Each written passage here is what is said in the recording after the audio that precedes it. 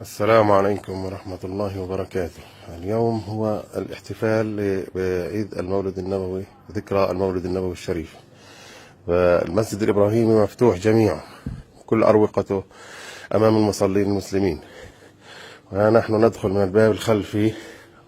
في الأيام العادية ممنوع للمسلمين أن يدخلوا هذا الباب.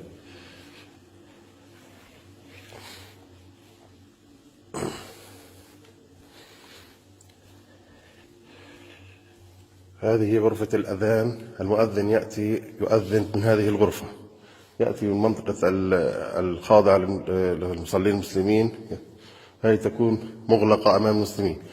يدخل المؤذن من الباب هذا الأمام ويأتي ليؤذن هنا.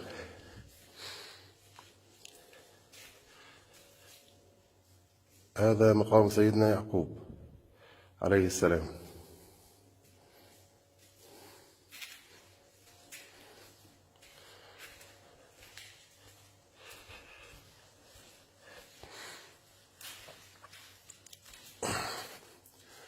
هذا مقام سيدنا يوسف عليه السلام.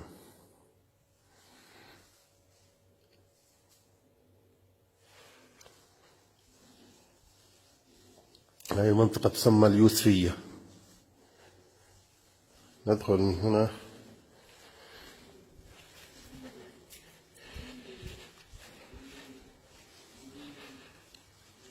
هذا المكان أيضا يكون مع الإسرائيليين في الأيام العادية.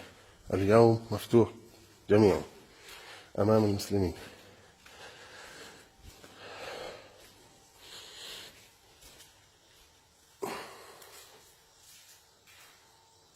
هذا هو مقام سيدنا يعقوب من الداخل، وهذا مقام سيدتنا زوجة سيدنا يعقوب لائقة عليها السلام.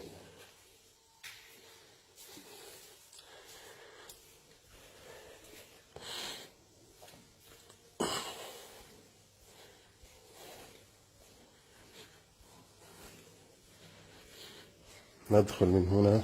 هذا مقام سيدنا إبراهيم الخليل له. هذا هو مقام سيدنا إبراهيم من 3 جهات مكشوفة، من هنا ومن هنا.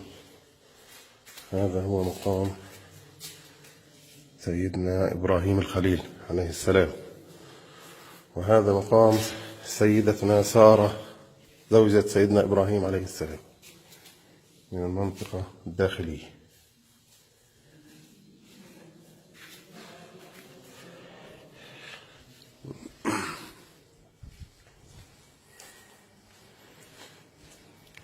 نحن الآن نتوجه إلى الساحة الإسحاقية التي يوجد فيها مقام سيدنا إسحاق وزوجته سيدتنا رفقة.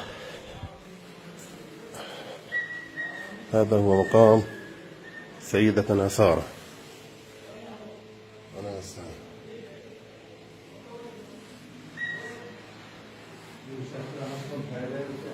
هذه في الخارج تسمى الجوالية. ندخل إلى الإسحاقية من هنا. هذه الساحة الإسحاقية يوجد فيها مقام سيدنا إسحاق وزوجته سيدتنا رفقة عليهم السلام.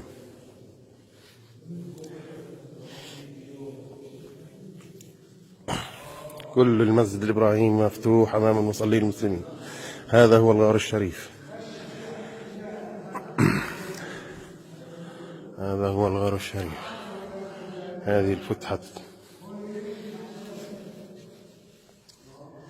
الفتحة يوجد ضوء في الأسفل عند المغارة التي يوجد فيها قبور الأنبياء.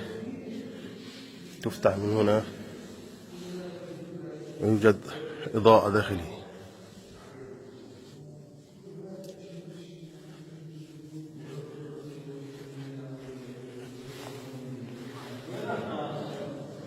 هذه مقام سيدنا إسحاق عليه السلام.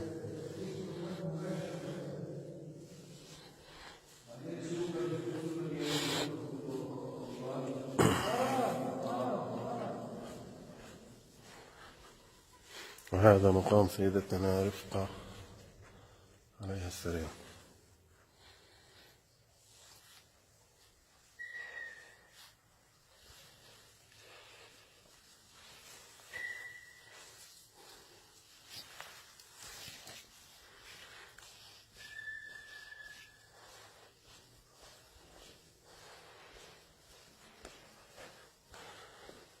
نرجع من المدخل الخلفي إلى مقام سيدنا إبراهيم الخليل. 3 شبابيك تؤدي إلى مقام سيدنا إبراهيم الخليل.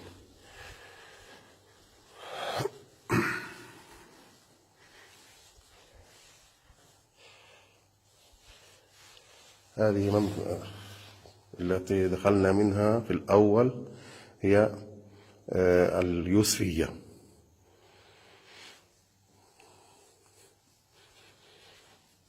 كل أروقة المسجد الإبراهيمي مفتوحة أمام المصلين المسلمين. اليوم الاحتفال بعيد ذكرى المولد النبوي الشريف.